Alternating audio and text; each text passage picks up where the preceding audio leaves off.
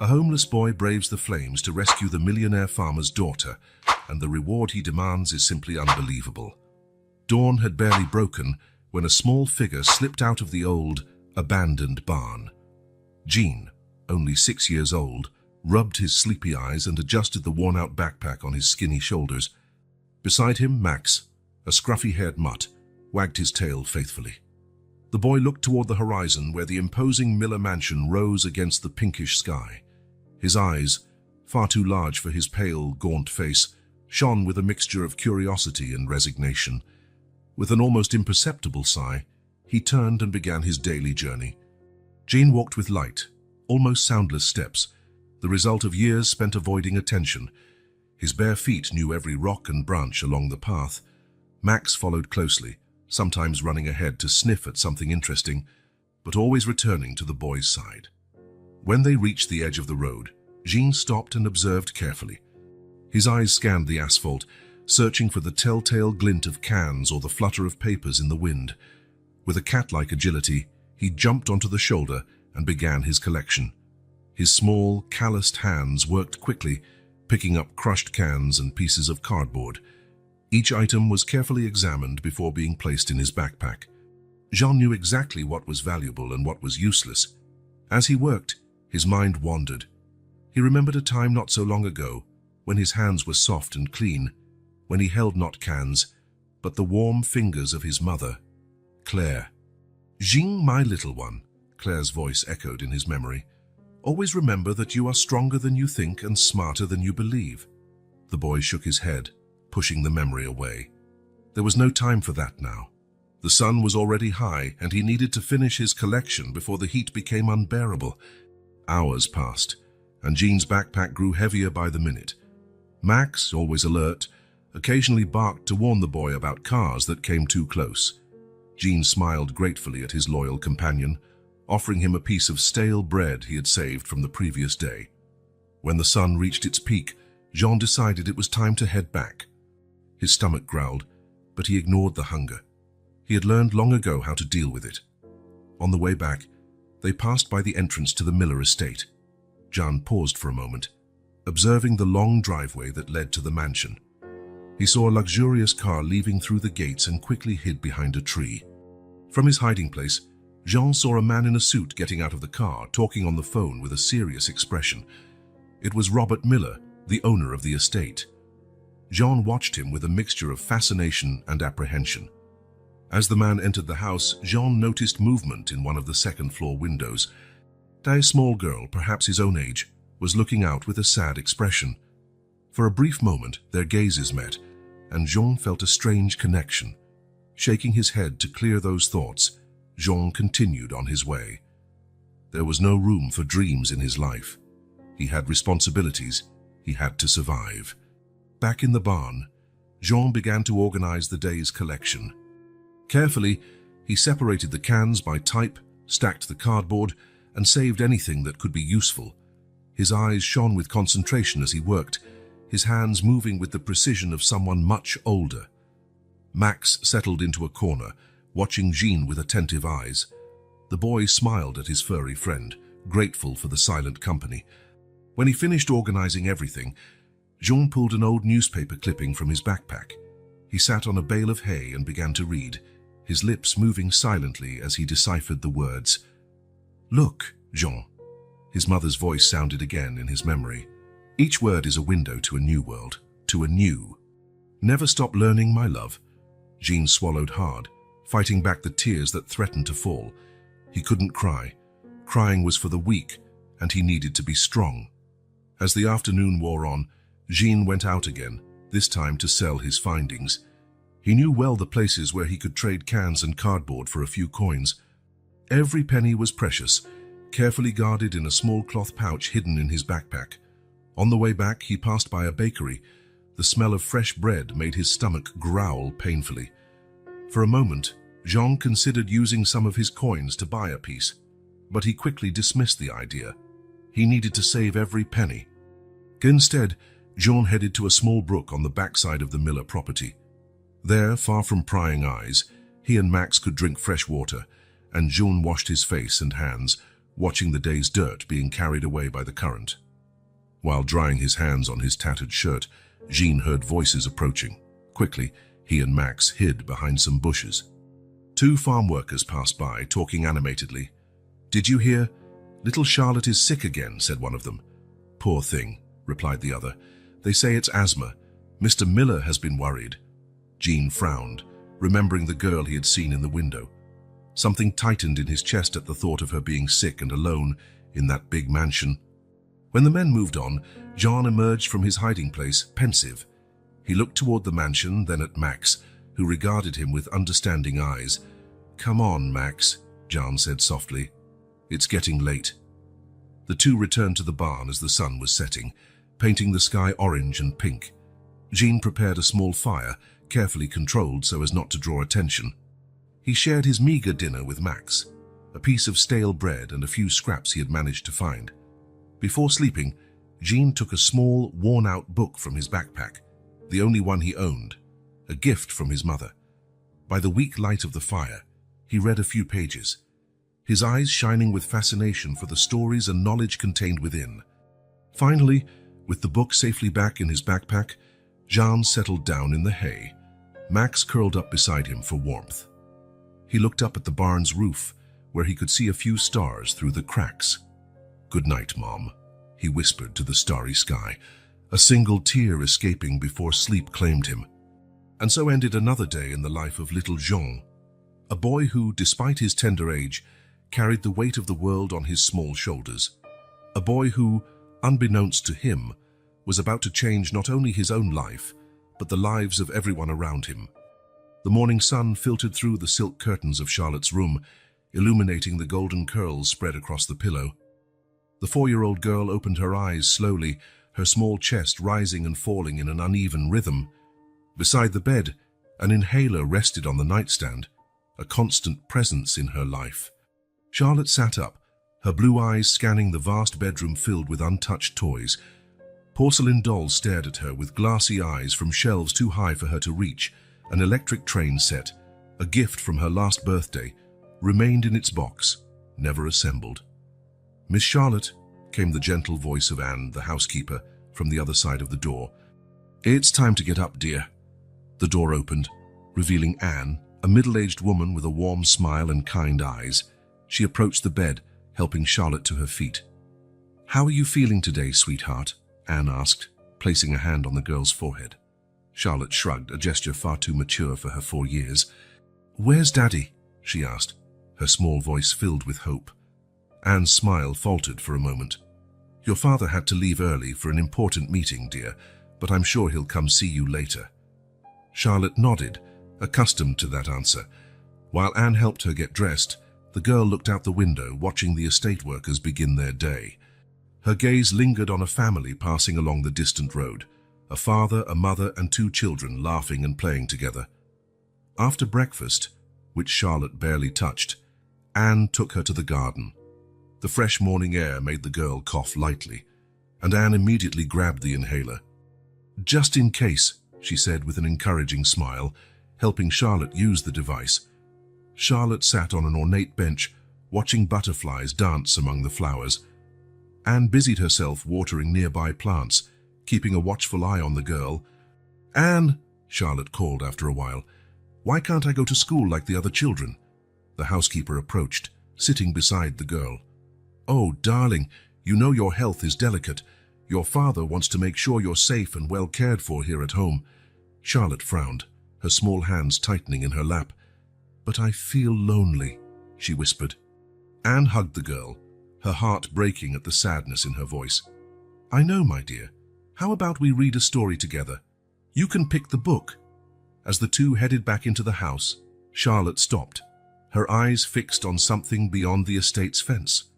For a brief moment, she thought she saw a boy and a dog watching her, but when she blinked, they were gone. In the afternoon, the sound of a car entering the property made Charlotte's heart race. She ran to the window, seeing her father, Robert Miller, getting out of his luxurious car. "Daddy!" she cried, rushing downstairs, ignoring Anne's warnings not to overexert herself. Robert entered the house, phone glued to his ear. He raised a hand in a distracted greeting to Charlotte, still talking as he walked toward his office. No, the numbers aren't good enough. We need to review the entire strategy. His voice trailed off as the office door closed behind him. Charlotte stood in the middle of the hall, her small hands clenched at her sides, unshed tears glistening in her eyes. Anne came over, placing a gentle hand on the girl's shoulder. Come, dear. How about we prepare a special snack? Maybe your father can join us later. The hours passed slowly. Charlotte sat in the living room, absently flipping through a picture book. From time to time, she glanced at the office door, hoping it would open. Finally, as night began to fall, Robert emerged from his sanctuary. He looked tired, worry lines etched into his features. Charlotte, he said, noticing his daughter, you're still awake. The girl ran to him, hugging his legs. Robert hesitated for a moment before awkwardly patting her hair. How are you feeling? Any trouble breathing today? He asked, his voice a blend of concern and distraction.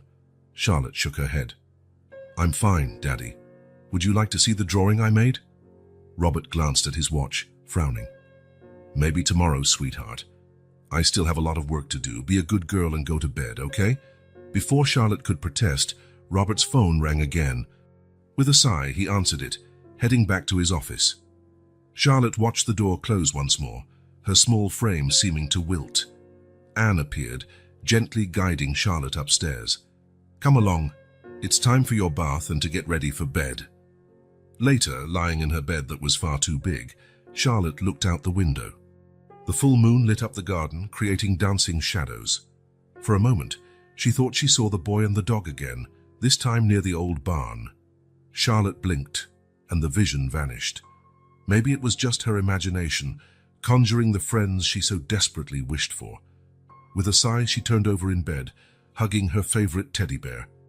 Good night, Mommy, she whispered to the portrait on her bedside table. A beautiful woman with the same golden hair as Charlotte, smiling radiantly. Outside, hidden in the shadows of the barn, Jean watched the lit window. He didn't know why he felt so drawn to that lonely girl, so different from him yet strangely familiar. Max sniffed beside him, and Jean patted the dog's head. Come on, buddy, he murmured. It's time to sleep. As the two retreated to their makeshift shelter, Jean cast one last glance at the mansion. For a brief moment, two lonely souls, one surrounded by luxury, the other by poverty, were united by a shared longing, the simple desire for connection and friendship.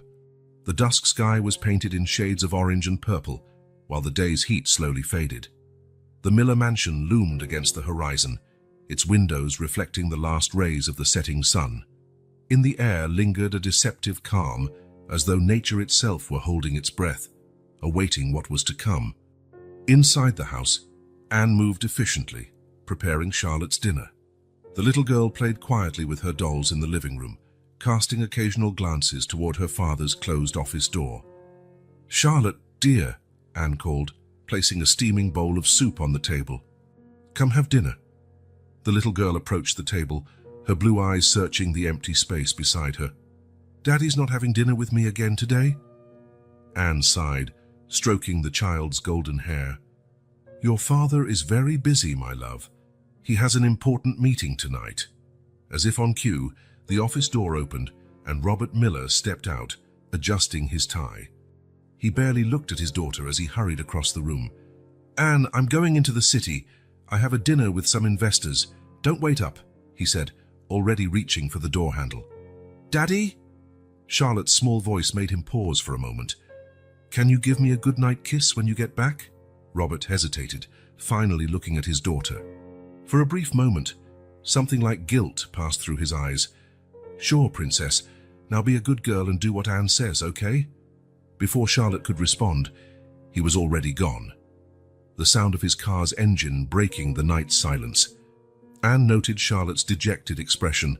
Come, dear, let's have dinner, and then we can read a story before bed. The hours dragged on. Charlotte played a bit longer, took her bath, and listened attentively as Anne read to her. Finally, with the girl nestled in her bed, Anne glanced at the clock. Charlotte, I need to run into town for some last-minute shopping. Will you be okay on your own for a bit? I promise I won't be long. Charlotte nodded bravely, though her eyes betrayed a hint of apprehension. I'll be fine, Anne. I'm a big girl now. Anne smiled, kissing the child's forehead. That's right. Sleep well, my angel. I'll be back before you know it. With one last look at Charlotte, Anne left and closing the door gently behind her. The ensuing silence was almost tangible. Charlotte curled up under the covers, hugging her favorite teddy bear. Outside, the wind began to blow, making the trees whisper in an almost ghostly manner. Meanwhile, at the back of the property, Jean paced restlessly. The unseasonable heat made the old barn stifling, so he and Max had gone out in search of fresh air. The boy looked at the lit mansion, noticing that only one window upstairs was still illuminated. Suddenly, a strange smell reached Jean's nostrils. He frowned, trying to identify it. It was acrid, reminiscent of burning plastic. Inside the mansion, completely unaware of the danger, Charlotte had finally dozed off, lulled by exhaustion and loneliness. It was the soft crackling that woke her first. Charlotte opened her eyes, confused. An odd odor filled the air, and she could see a thin haze near the ceiling. "Anne!" she called, her voice trembling. There was no answer. Fear began to take hold of her chest when she noticed an orange glow from under her bedroom door. The crackling grew louder, accompanied by pops and creaks. Charlotte jumped out of bed, running for the door. Touching the handle, she screamed and pulled back. The metal was scalding hot. "Daddy!" she yelled, tears streaming down her face. "Anne, someone, please!" The fire, sparked by faulty wiring in the old mansion, now spread voraciously across the second floor. Flames licked the walls, devouring the antique wallpaper and luxurious carpets. Charlotte ran to the window, coughing as the smoke thickened. She could see the flames reflected in the glass, relentlessly advancing toward her. "Help!" she screamed, her voice weak and hoarse. "Please, someone help me!" Outside, Jean froze at the distant sound of her cry. His eyes widened at the sight of black smoke billowing from the mansion, the flames now visible through the second-floor windows. "Max, come on!" he shouted, running toward the burning house. Jean's heart pounded furiously in his chest. He knew he should run, hide, stay out of trouble. But something inside him pushed him forward. The image of the lonely girl he had watched from afar flickered in his mind.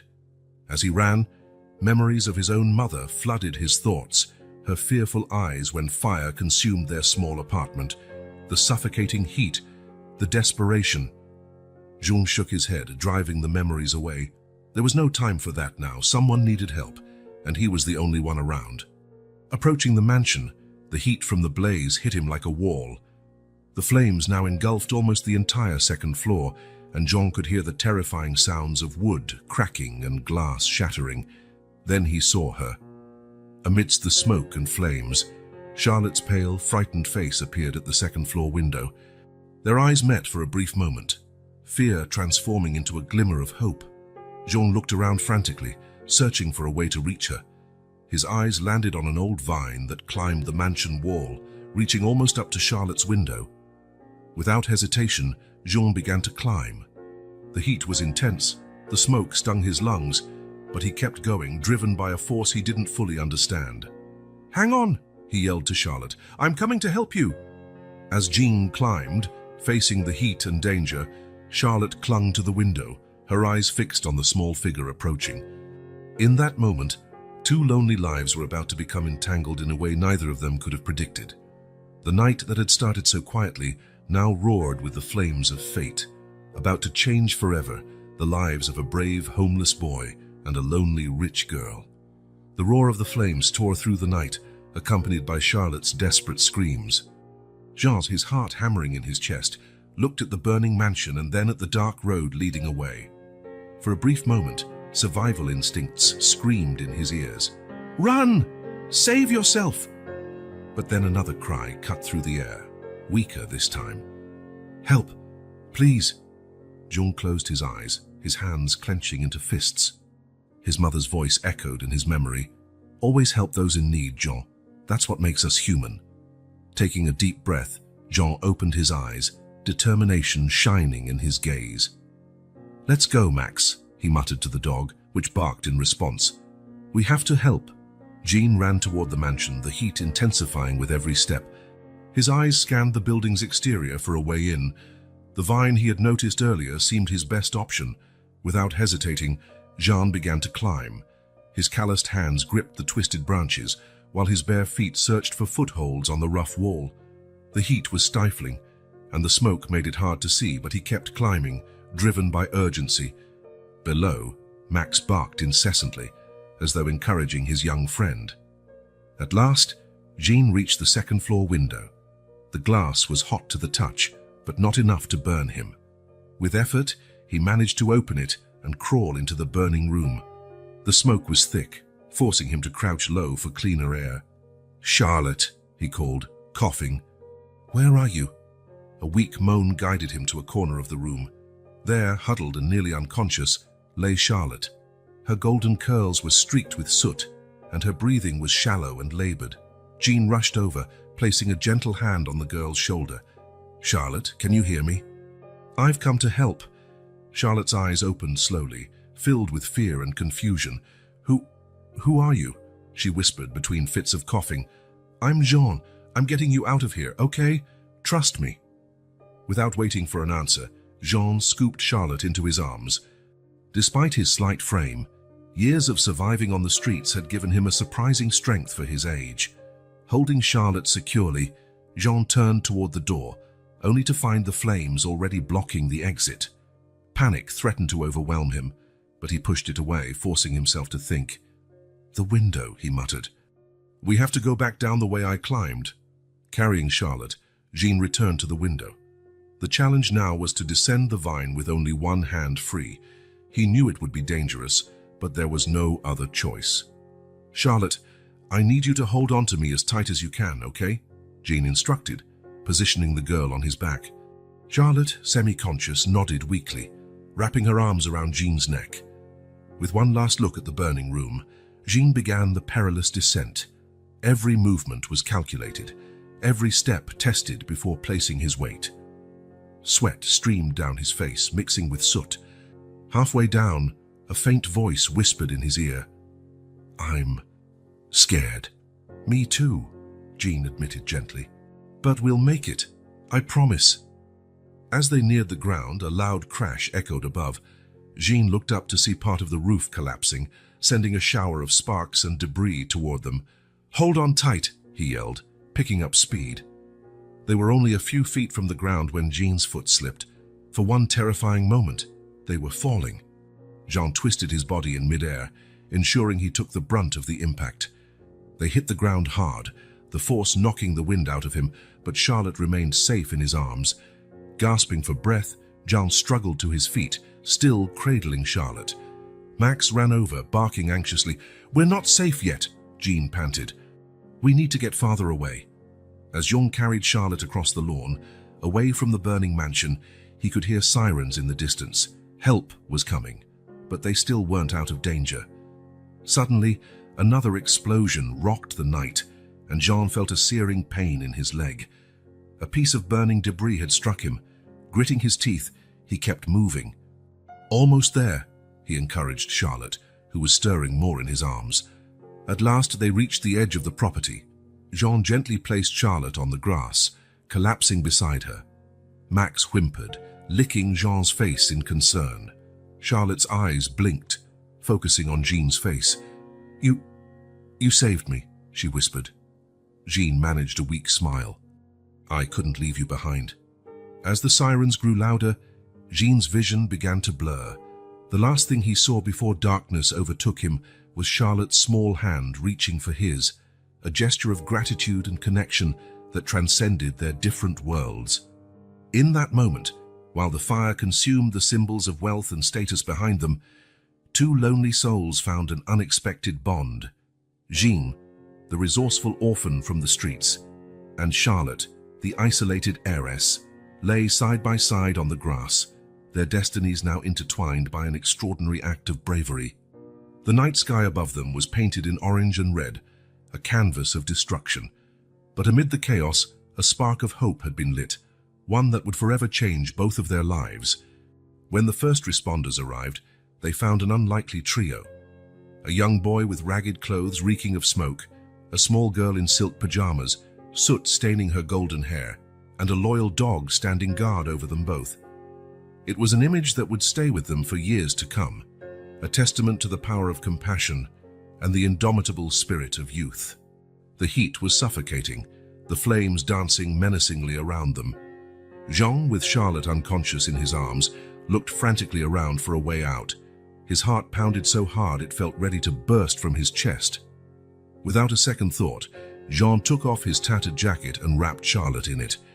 It offered little protection from the inferno surrounding them, but it was all he had to give. "It's going to be okay," he muttered, more to himself than to the unconscious girl. "We'll get out of here." Outside, Max's frantic barks echoed through the night. Jean approached a window trying to spot his faithful companion.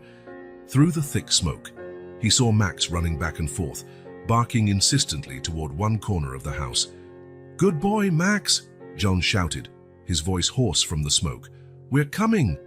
Guided by Max's barks, Jean moved carefully through the burning corridors. The floor creaked dangerously beneath his feet, and he could feel the intense heat through his worn-out soles. Finally, they reached a window at the end of the hallway.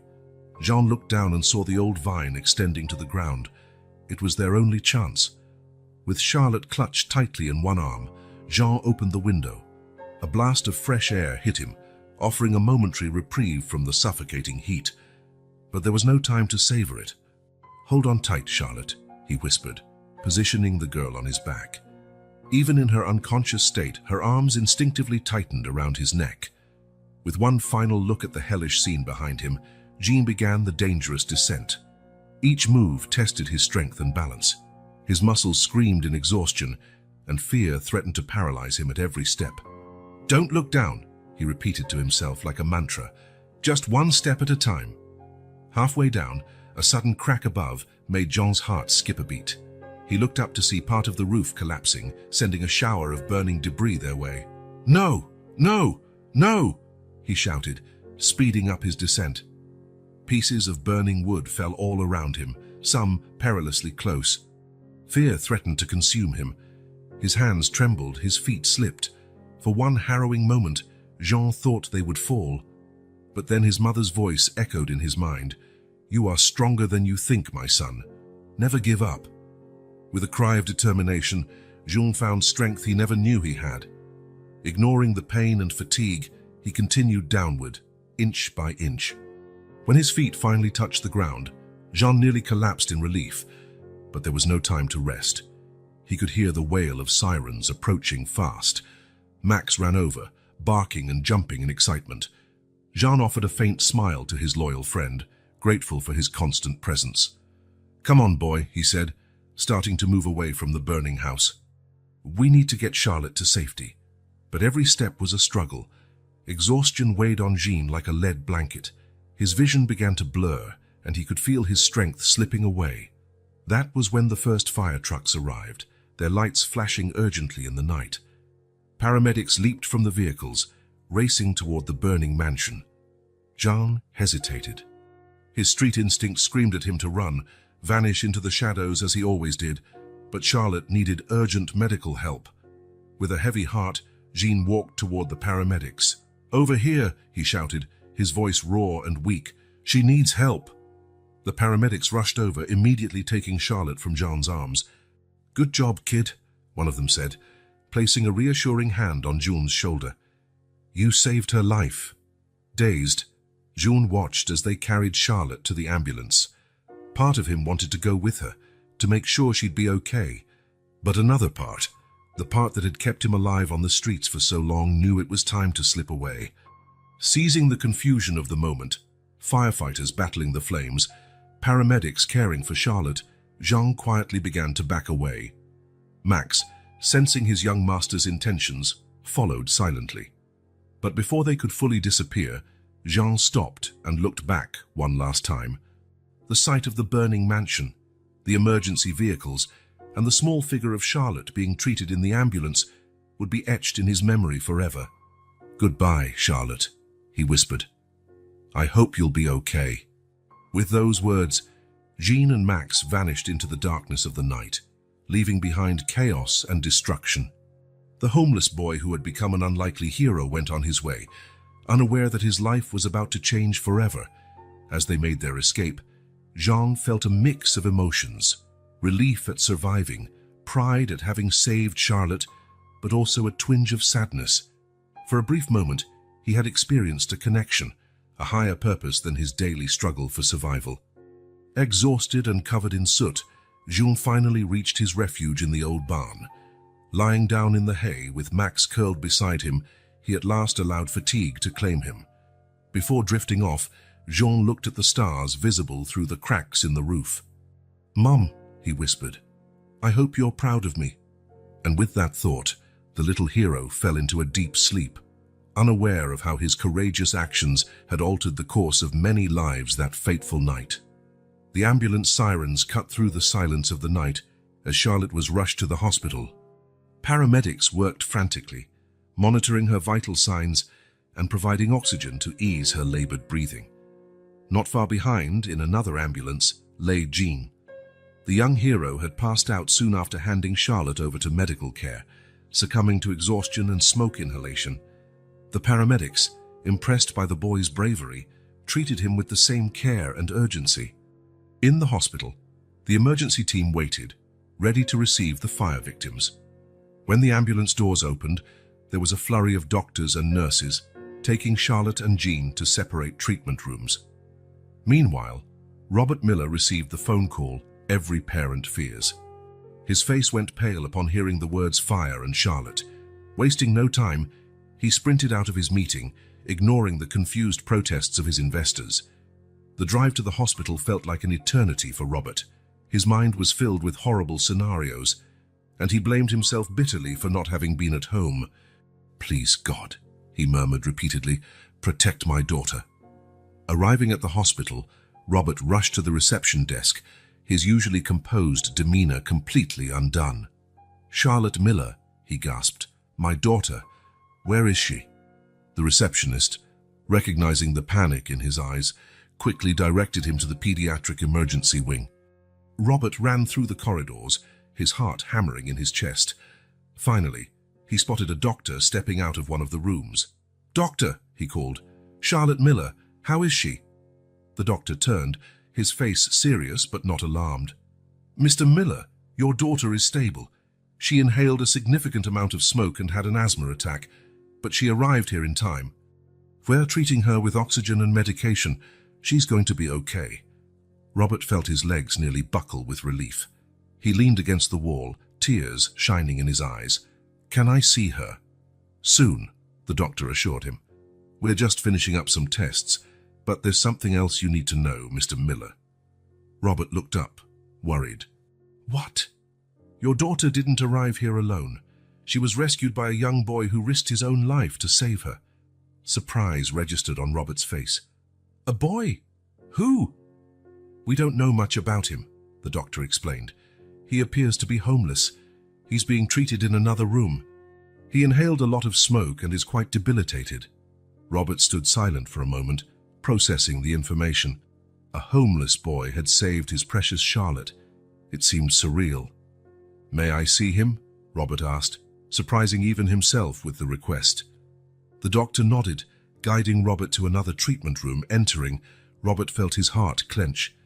Lying in the bed, looking even smaller and more fragile under the bright hospital lights, was Jean. The boy was unconscious, an oxygen tube in his nose, monitors beeping softly beside him. His skin was streaked with soot, and Robert could see minor burns on his arms and hands. "My God," Robert murmured, stepping closer to the bed. "He's so young." A nurse checking Jean's vitals glanced at Robert with a gentle smile. "He's a real hero," she said quietly. "The paramedics said he carried your daughter out of the burning house. He could barely stand when they arrived, but his only concern was making sure she was taken care of." Robert felt a wave of emotion crash over him, gratitude, admiration, and a profound sadness all at once. He looked at the frail boy in the bed, trying to imagine the courage and strength he must have had to pull off such a brave act. "Will he be okay?" Robert asked, his voice quavering. The nurse nodded. "Yes, he's strong. He'll need a few days to fully recover, but he'll be fine." Just then, Jean began to stir, his eyes fluttering open. Robert stepped closer, watching intently as the boy fought to regain consciousness. Jean's eyes finally opened, confused and disoriented. He looked around, panic growing in his gaze until it landed on Robert. "Charlotte," Jean managed, his voice raspy. "Is she—" "She's fine," Robert hurried to say, gently placing a hand on Jean's shoulder. "Thanks to you. You saved her life." Jean visibly relaxed, closing his eyes for a moment. When he reopened them, there was a mix of relief and apprehension. Robert felt an instant connection to the boy. Jean's genuine concern for Charlotte, even in his weakened state, touched something deep within Robert. "What's your name?" Robert asked softly. "Jean," the boy answered, hesitantly. "Jean," Robert repeated, a genuine smile spreading across his face for the first time that terrible night. "I'm Robert, Charlotte's father. And I have no words to thank you for what you did." Jean looked uncomfortable with the gratitude, averting his gaze. "Anyone would have done the same," he murmured. "No, Jean," Robert said firmly. "What you did was extraordinary. You are a hero." The words seemed to strike a chord in Jean, and Robert saw tears forming in the boy's eyes. On impulse, Robert extended his hand, gently holding Jean's. In that moment, a bond formed between the powerful businessman and the homeless boy.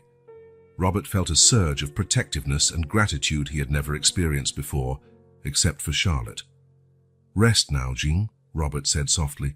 "You're safe here. And I promise I'll take care of you." As Jean drifted back into sleep, exhausted but at peace, Robert remained at his side, his mind churning with thoughts about the future and the changes this night would bring for them all. Morning sunlight filtered through the curtains of Jean's hospital room, casting a gentle glow on the boy as he slept. Robert entered quietly, carrying a cup of coffee and wearing an expression of fatigue. He hadn't slept, alternating between staying with Charlotte and checking on Jean all night. Sitting in the chair beside the bed, Robert studied the boy. In daylight, Jean's fragility was even more apparent. His ragged clothes had been replaced by a hospital gown, making him seem even smaller and more vulnerable. Jean began to stir, his eyes blinking slowly until they were fully open. For a moment, confusion flickered in his gaze until it settled on Robert. "Good morning, Jean," Robert said softly. "How are you feeling?" Jean sat up in bed, clearly uncomfortable with the attention. "I'm okay," he replied hesitantly. "How's Charlotte?" Robert smiled, touched by the boy's genuine concern. "She's doing much better, thanks to you. In fact, she won't stop asking about her savior." A slight blush colored Jean's cheeks, and he looked away. Robert seized the moment to lean forward, his expression serious. "Jean, what you did was amazing. You risked your own life to save my daughter. I can never thank you enough." Jean looked even more uncomfortable with the praise. "I just did what anyone would do," he mumbled. Robert shook his head. "No, Jean, what you did was extraordinary. And I want to reward you for it." He pulled out a checkbook from his pocket, making Jean's eyes widen. "Name your price, anything you want. A new home, clothes, toys, whatever you wish." Silence stretched on for several seconds. Jean stared at the checkbook, clearly fighting an internal battle. Finally, he spoke, his voice barely a whisper. "Thank you. I don't need money, sir." Robert frowned, confused. "But surely there's something you want, something we can do for you." Jean hesitated, biting his lower lip. Then, as if summoning courage, he looked Robert directly in the eyes. "My dog, Max, he's sick. If you could help him." Robert was stunned. Of all the things he expected to hear, this was not it. This boy, who had practically nothing, was turning down a fortune in favor of helping his sick dog. "Your dog?" Robert repeated, incredulous. Jean nodded, eyes shining with emotion. "He's my only friend.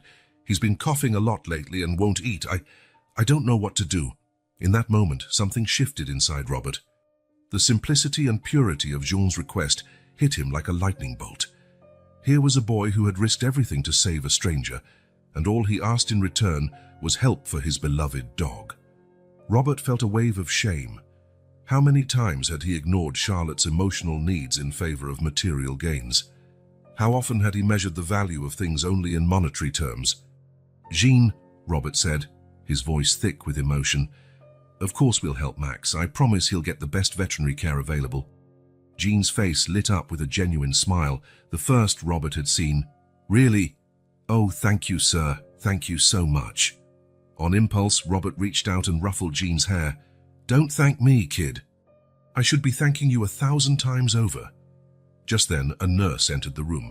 "Mr. Miller, your daughter is asking for you, and she insists on seeing the boy hero." Robert glanced at Jean, who looked both anxious and hopeful. "What do you say, John? Feel well enough for a visit?" John nodded enthusiastically. "Yes, please." Minutes later, Charlotte was brought in, sitting in a wheelchair. Her eyes lit up the moment she saw Jean, and a radiant smile spread across her face. "It's you," she exclaimed. "You saved me." John blushed again, but he smiled back. "Hey, Charlotte. I'm glad you're okay." The children started talking, Charlotte bombarding Jean with questions about how he rescued her, about his dog, about his life. Robert watched in awe at the instant connection between them. While the children chatted, Robert found himself making an impulsive decision, one that felt deeply right. "Jean," he said, gently interrupting their conversation, "I'd like to invite you. Once you and Charlotte are discharged, I'd like you to come stay with us for a while. We can take care of you and Max, give you a comfortable place to fully recover." The silence that followed was deafening. Jean stared at Robert with a mix of shock and distrust, clearly unable to believe what he was hearing. I don't know," Jean began, but Charlotte interrupted him. "Oh, please, Jean, please come. We can play together, and I can show you all my toys, and we can take care of Max together." Charlotte's enthusiasm was infectious, and Robert saw a glimmer of hope in Jean's eyes. "You can trust us, Jean," Robert said softly. "Let us give back even a little of what you did for our family." Slowly, almost imperceptibly, Jean nodded. "Okay," he whispered. "Thank you." In that moment, as Charlotte clapped happily and Robert felt a weight lifted from his shoulders, they all knew their lives had changed forever. A new family was taking shape, born from the ashes of a tragedy and united by the courageous act of a streetwise boy.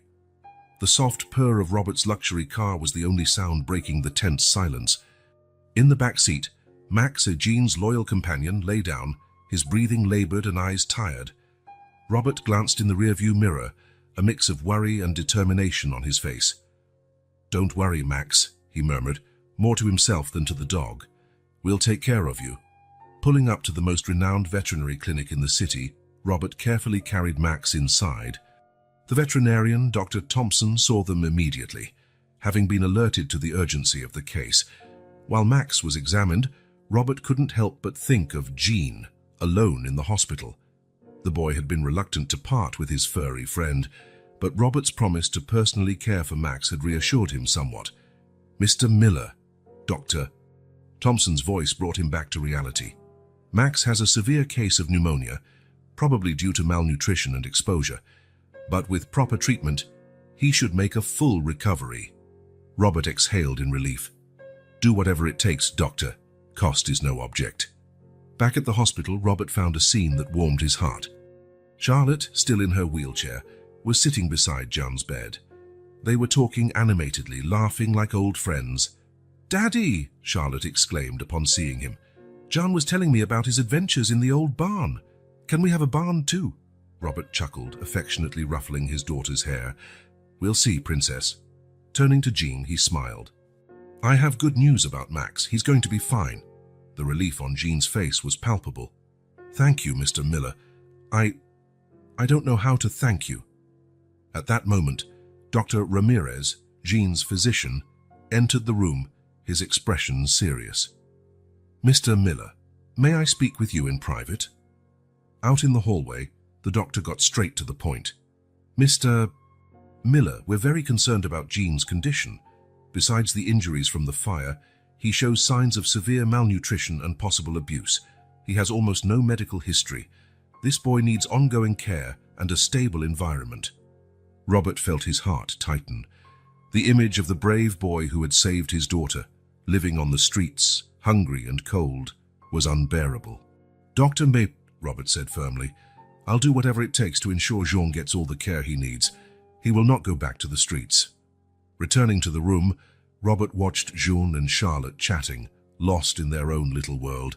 His heart was already set on a course of action, but he knew convincing Jean wouldn't be easy.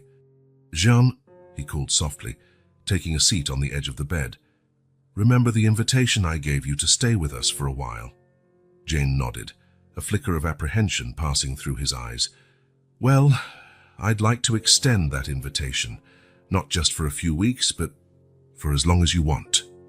The silence that followed was almost palpable. Jean looked at Robert, his eyes brimming with both hope and fear. "But why?" Jean finally asked, his voice barely above a whisper. Robert took a deep breath. "Because you deserve a home, Jean, a safe place with warm meals, a comfortable bed, and people who care about you. And because, well, because I care about you." Charlotte, who had been listening in silence, suddenly clapped her hands in excitement. "Does that mean Jean will be my brother?" Charlotte's innocent question brought tears to Robert's eyes. "Only if he wants to, Princess. Only if he wants to." June seemed to be waging an internal battle. Years of surviving on the streets had taught him caution, not to trust easily. But the warmth and sincerity in Robert's eyes and Charlotte's pure enthusiasm were melting his defenses. Can I think about it?" Jean asked hesitantly. Robert nodded understandingly. "Of course, Jean. Take all the time you need." In the days that followed, as John and Charlotte recovered, Robert made all the necessary arrangements. A room was prepared for Jean in the mansion. New clothes were purchased, and appointments with the best doctors and therapists were scheduled. One day, while visiting Jean, Robert noticed an old, battered backpack in the corner of the room. It was the only item Jean had brought with him from the barn. "What's in there, Jean?" Robert asked curiously. Jean glanced at the backpack, a mix of protectiveness and nostalgia in his eyes. "They're just my things, important things." Robert nodded, respecting the boy's privacy. But he couldn't help wondering what treasures that worn backpack might hold, what stories it might tell about Jean's life. Finally, discharge day arrived. Jean, still hesitant but visibly healthier, stood by his bed, the old backpack slung over his shoulder. "Ready?" Robert asked gently. Jean looked at Charlotte, smiling encouragingly from her wheelchair, then back at Robert. Slowly, he nodded. "Yes," he said softly. "I'm ready." As they left the hospital, Jean to his new life and Charlotte to continue her recovery at home, Robert couldn't help feeling they were at the start of an incredible journey. A journey of healing, not just for Jean and Charlotte, but for himself as well. With Max waiting for them at home, recovered and eager to see his young owner, the new and unlikely family embarked on their journey together, toward a future full of promise and possibility. The gates of the Miller mansion opened, revealing a whole new world to Jean. His wide eyes took in the meticulously tended gardens, the ornate fountain, and the mansion's imposing facade. Max, now healthy and full of energy, barked excitedly beside him. "Welcome to your new home, Jean," Robert said, placing a gentle hand on the boy's shoulder. Jean swallowed hard, gripping the strap of his old backpack. It's so big," he murmured, clearly intimidated. Charlotte, seated in the back seat of the car, clapped her hands in excitement. "Come on, Jean, I want to show you everything." Entering the mansion, Jean was immediately enveloped by luxury, crystal chandeliers, Persian rugs, antique furniture, all so different from the abandoned barn he was used to. His bare feet hesitated on the gleaming marble floor.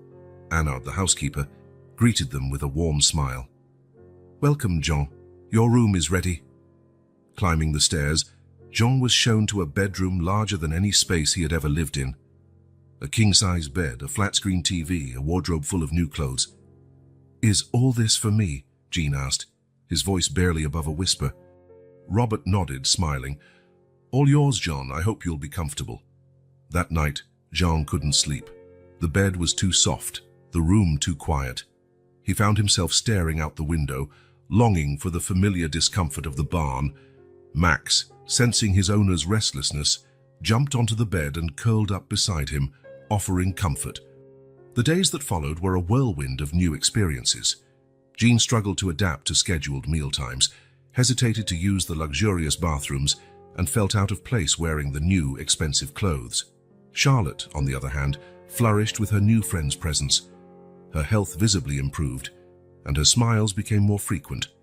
She dragged John all around the mansion, showing off her toys, her favorite spots, filling the halls with laughter that hadn't been heard for a long time. Watching the transformation in his daughter, Robert began to reevaluate his priorities. He cancelled business trips, delegated more responsibilities, and started spending more time at home. Evenings were now filled with board games, reading sessions, and lively conversations around the dinner table. Not everything was easy, however. Some of the mansion's staff looked at Jean with distrust.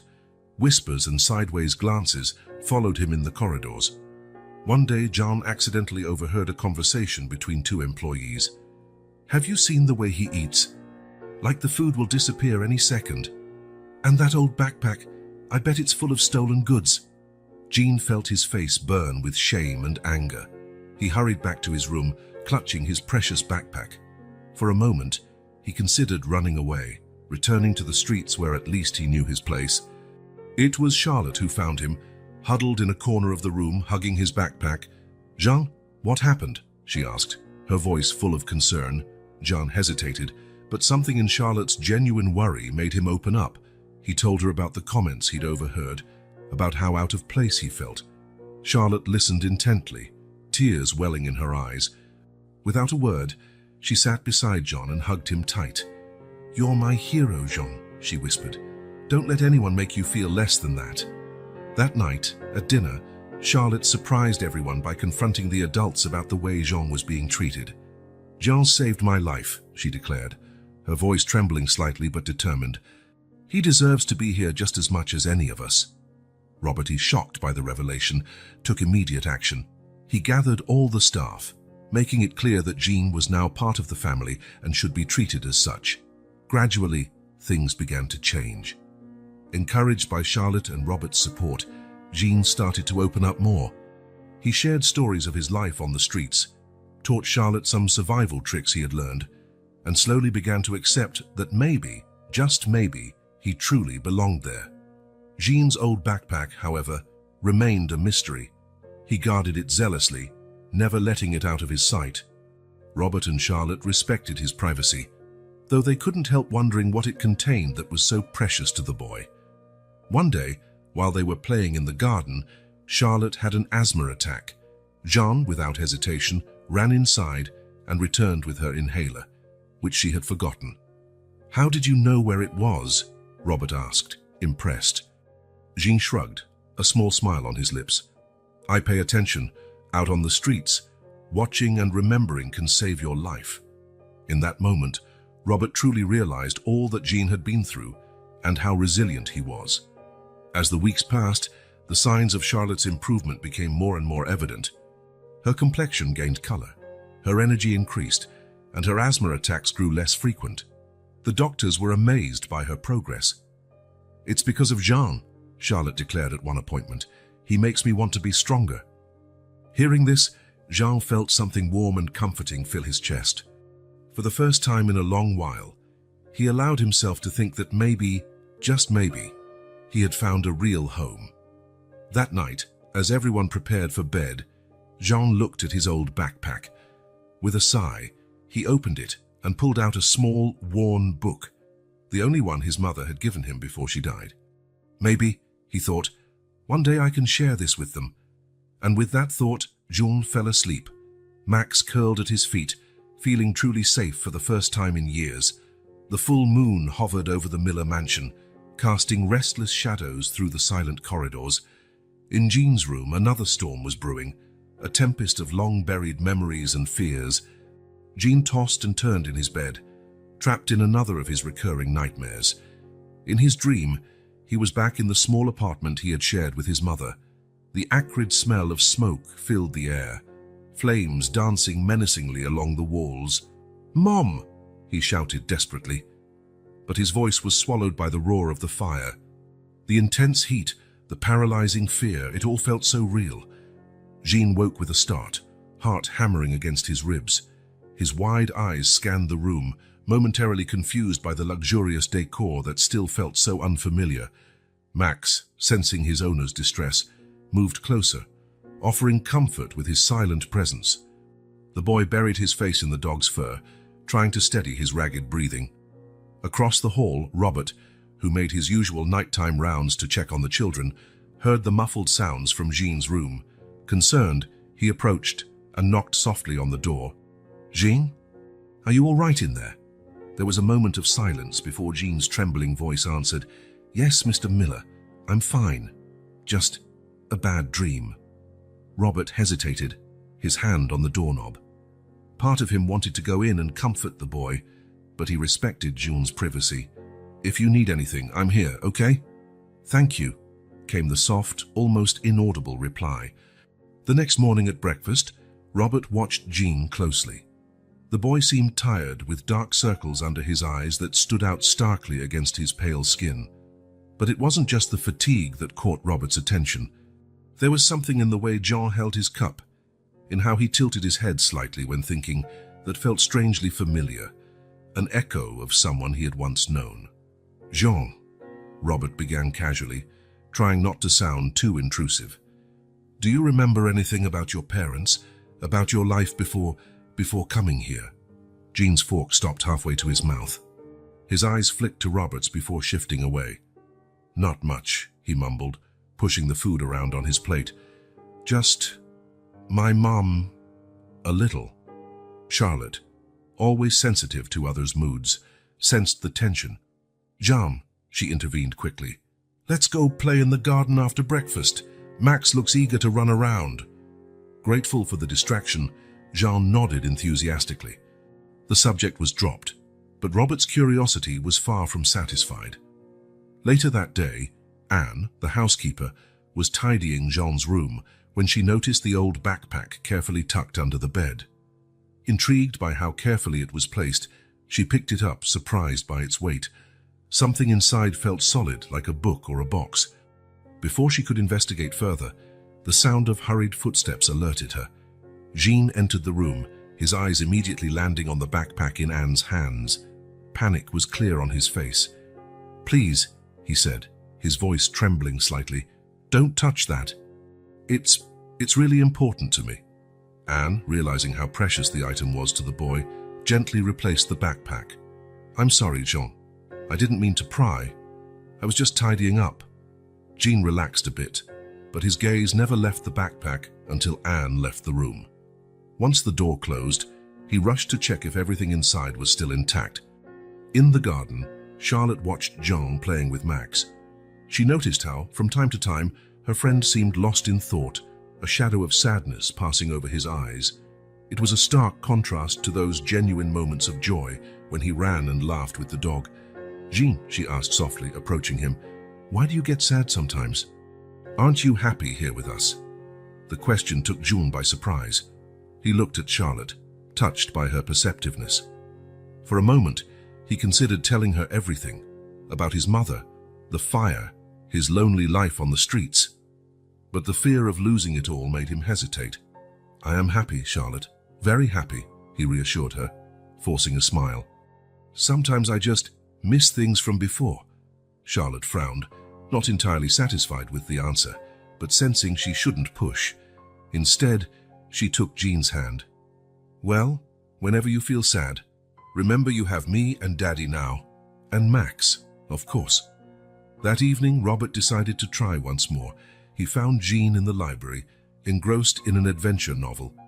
"That used to be my favorite when I was your age," Robert commented, sitting beside the boy.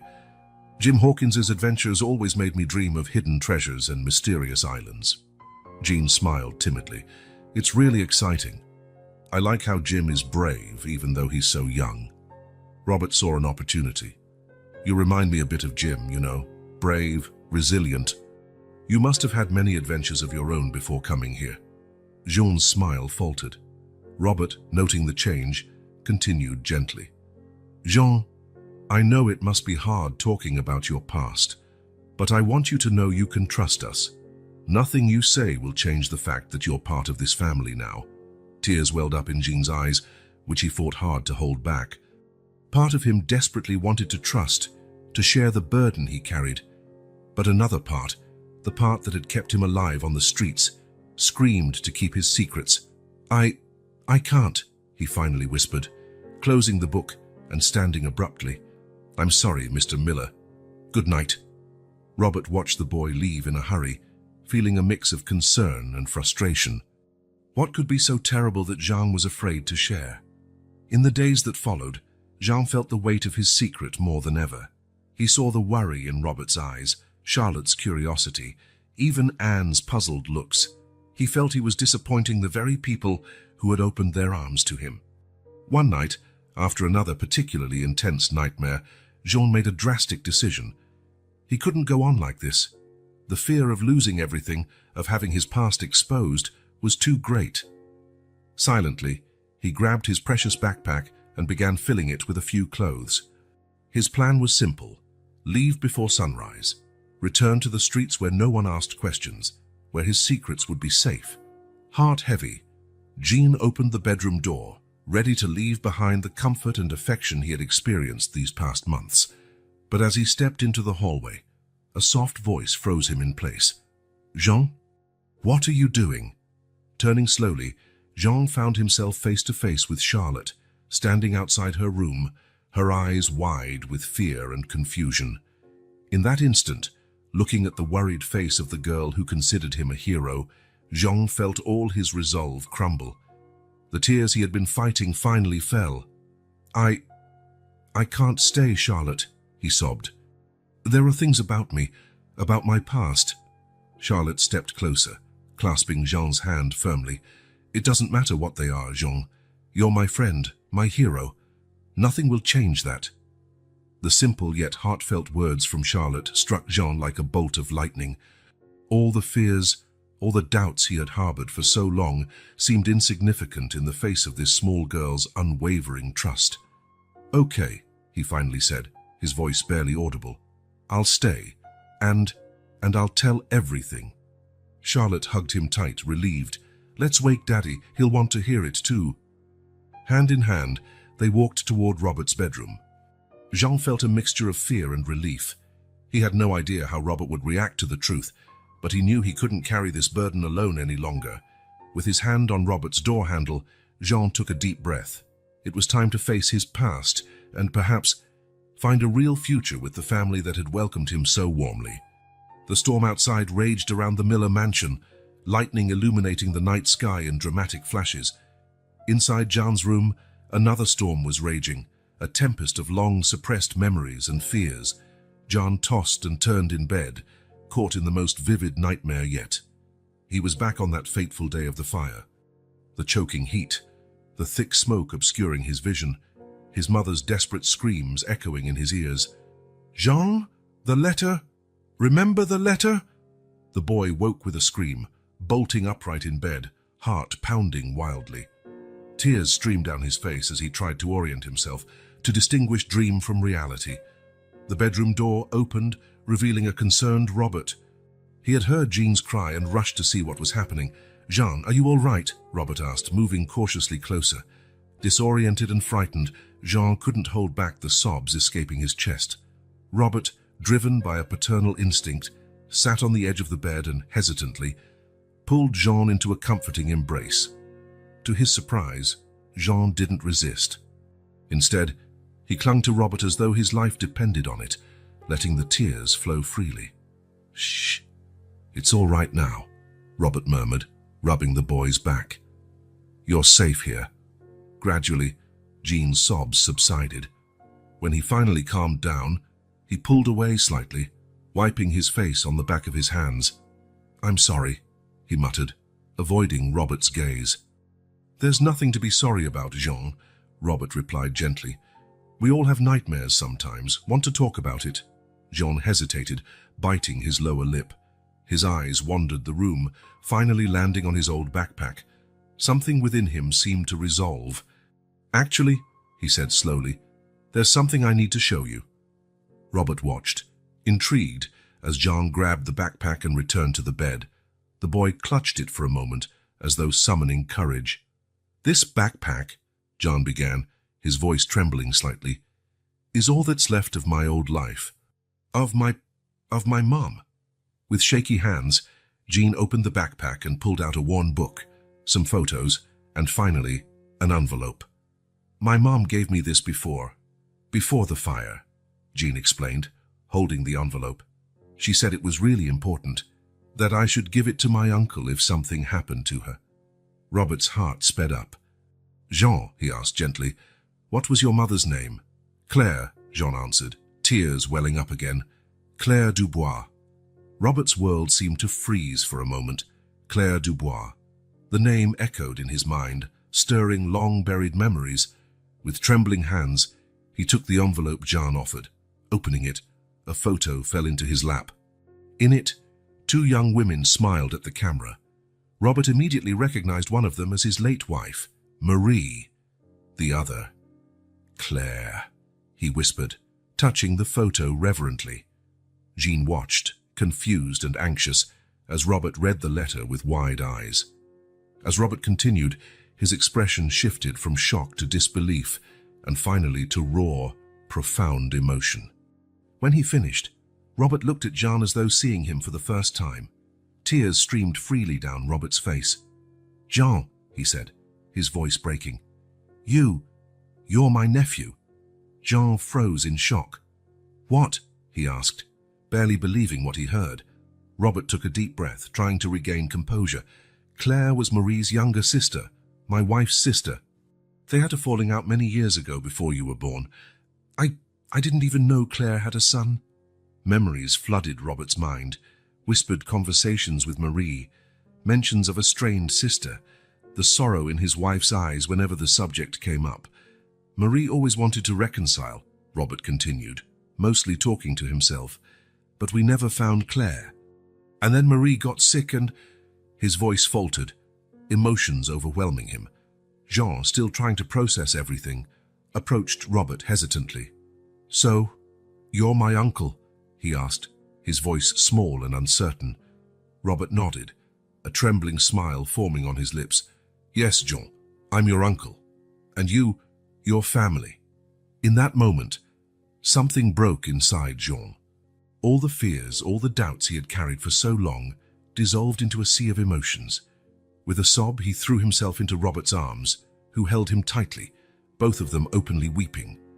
They stayed like that for a long time, uncle and nephew reconnecting after years of an unknown separation. When they finally pulled apart, Robert cupped Jean's face in his hands, studying every detail. How did I not see it before? He murmured. You have Claire's eyes and Marie's smile.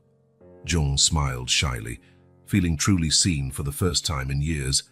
What happened, Jean? Robert asked gently. How did you end up on the streets? Jean took a deep breath, sensing it was time to share the full story. He spoke of the fire that took his mother's life, how he was left alone and scared, wandering from town to town, always afraid of being caught and sent to an orphanage. Robert listened, his heart breaking with each word. Guilt tore at him. If only he and Marie had searched harder, if only they'd insisted on finding Claire, maybe. I'm so sorry, John, he said when the boy finished. I'm sorry you went through all that alone. But now you have a home, a family. Jean nodded, silent tears running down his cheeks. I always wanted a family, he confessed. I always wanted to belong somewhere. And you do belong, Jean, Robert assured him. You belong here with us, with Charlotte, with me. This is your home now, forever. At that moment, as if she'd heard her name, Charlotte appeared at the door, rubbing sleepy eyes. Daddy? Jean? What's going on? She asked, noticing their tear-streaked faces. Robert held out his hand, beckoning Charlotte to join them on the bed. Come here, Princess. We have some wonderful news to share. As Robert gently explained the situation to Charlotte, Jean watched, his heart filling with an emotion he could barely name. Gratitude? Joy? Love? Understanding that Jean was actually her cousin, Charlotte let out a delighted squeal and jumped on him with a big hug. I knew you were special, she exclaimed. Now you're really part of our family. Jean laughed, hugging Charlotte back, feeling truly at home for the first time in years. Robert watched them, his heart overflowing with love for these two children, his daughter and his newly discovered nephew. He knew there would be many discussions, many details to figure out, but in that moment, nothing else mattered, besides the fact that their family was complete. Outside Hani, the storm was dying down. The first rays of the rising sun broke through the clouds, as though nature itself were celebrating this long-awaited reunion. For Jean, it was like a massive weight had been lifted from his shoulders. He no longer had to carry his secrets alone. He didn't need to run or hide anymore. He was home, he had a family. And for the first time in a long while, Jean looked to the future not with fear but with hope and anticipation. Robert's world had indeed been turned upside down by this revelation, but it was a welcome upheaval, one that filled a void in his heart he hadn't even realized was there. While the newly reunited family embraced, laughing and crying all at once, Robert made a silent promise to Claire, to Marie, and to himself. He would care for Jean as if he were his own son. He would give the boy all the love, security, and opportunities he deserved. The future, once uncertain, now shone with endless possibilities, and together as a family they were ready to face it. The days following the revelation were tense in the Miller mansion. Robert, deeply shaken by the discovery that John was his nephew, locked himself away in his office.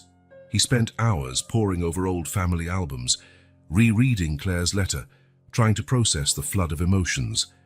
Jean, meanwhile, interpreted Robert's withdrawal as rejection.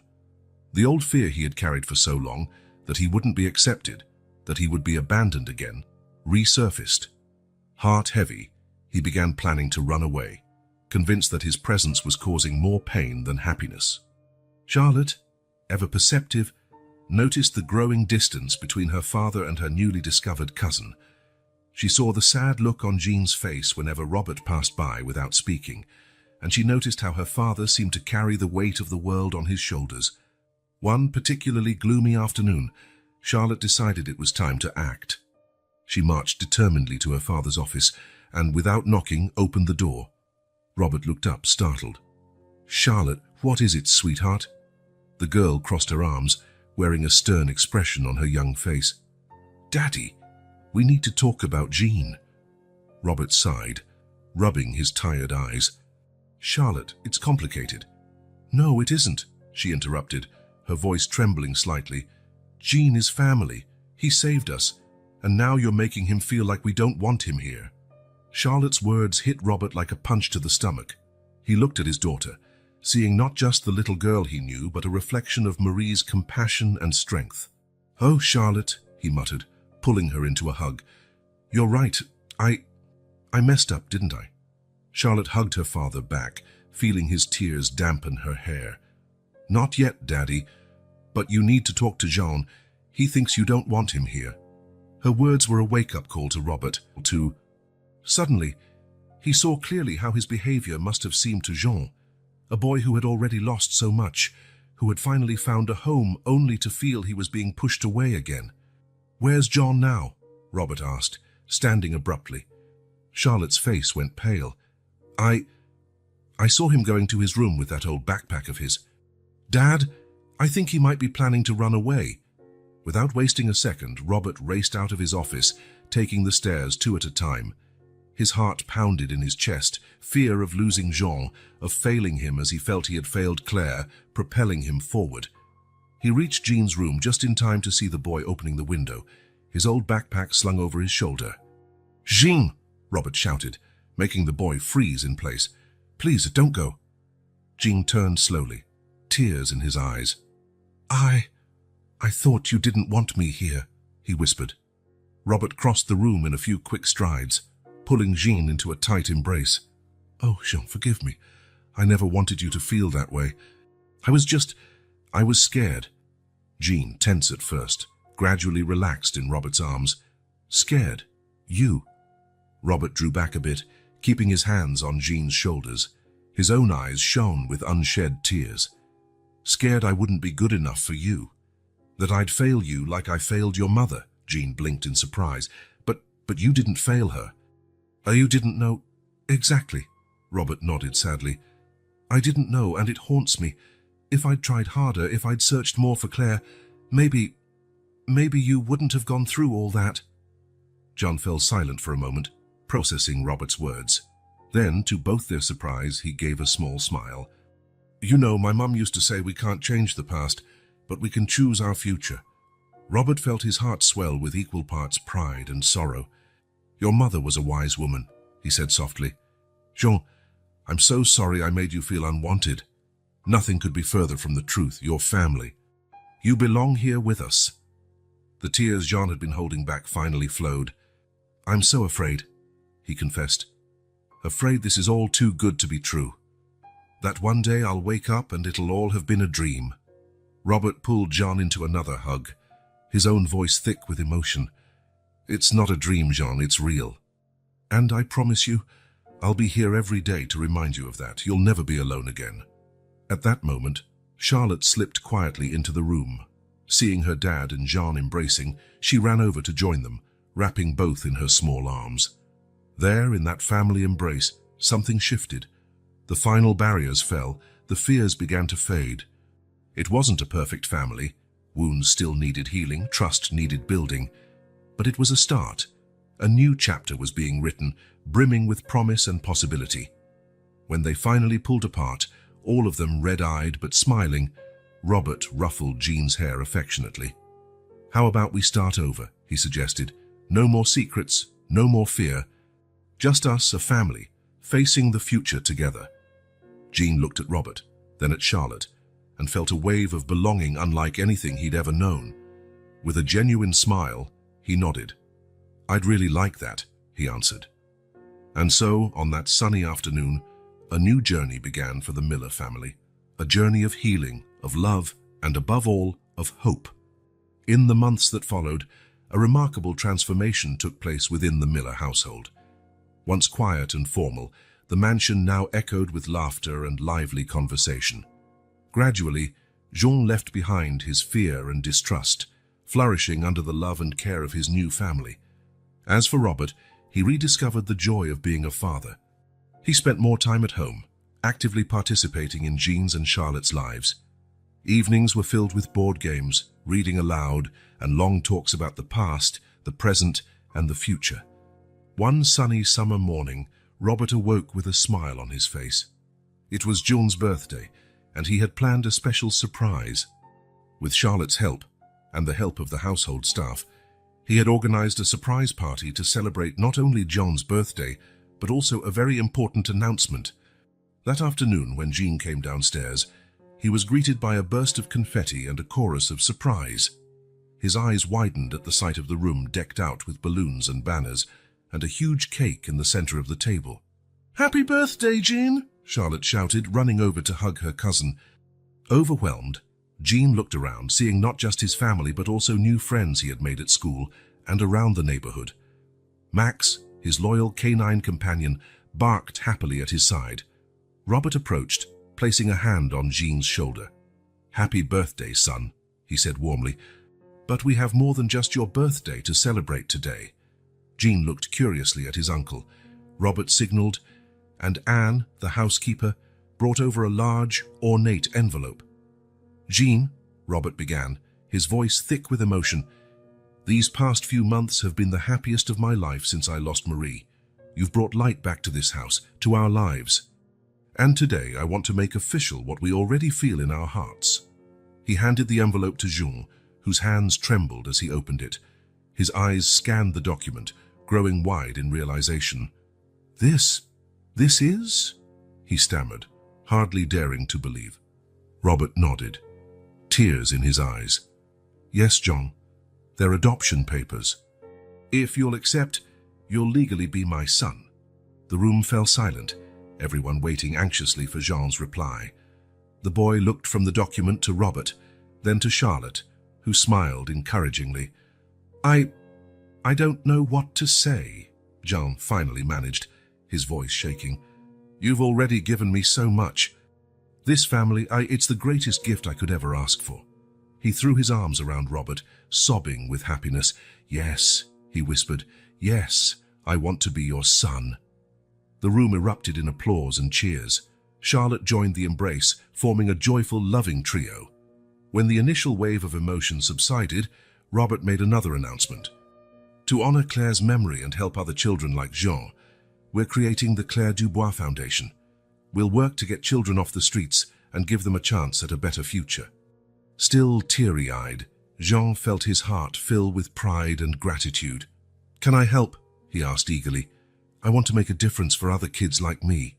Robert smiled, proud. "Of course you can, son. In fact, we'll rely on your experience to guide us." In the following months, Jean became an active volunteer at the foundation. He shared his story with other homeless children, showing them that hope was real and that they, too, could find a home and a family. Jean's old backpack, which for so long had carried his few possessions and many memories, was given a place of honor in the mansion. Robert had a special glass case made for it, displaying it in the living room as a constant reminder of John's journey and the resilience that had brought him there. One quiet autumn afternoon, the family gathered in the mansion's garden. Jean, Charlotte, and Robert, each holding a small shovel, dug a hole in the lawn. "How about we plant this tree together?" Robert suggested, holding a young oak sapling. "It can grow along with our family, a symbol of our new beginning." Together, they planted the tree, each throwing a handful of soil over the roots. As they worked, Jean reflected on the incredible journey that had led him to this moment. "You know," he said thoughtfully, "when I was living on the streets, I dreamed of rewards, money, food, a warm place to sleep. But now I see that the real reward is this: family, love, a place to belong." Charlotte took Jean's hand, smiling. "And we're so lucky to have you, Jean. You've taught us so much about courage and strength." Robert, watching his children, felt his heart overflow with love and gratitude. "You too are my greatest reward," he said softly. "And together, we'll build a bright future, not just for us, but for all the children we can help through the foundation." As the sun set, casting a golden glow over the garden, the Miller family embraced, bound not just by blood, but by something far stronger: love, understanding, and an unwavering determination to make a difference in the world. Jean looked up at the sky, thinking of his mother. "Thank you, Mom," he whispered, "for guiding me here." And so, beneath a sky painted with oranges and purples, with the promise of a new day shimmering on the horizon, the Miller family, Robert, Jean, and Charlotte, faced the future together, their lives forever intertwined by an incredible journey of loss,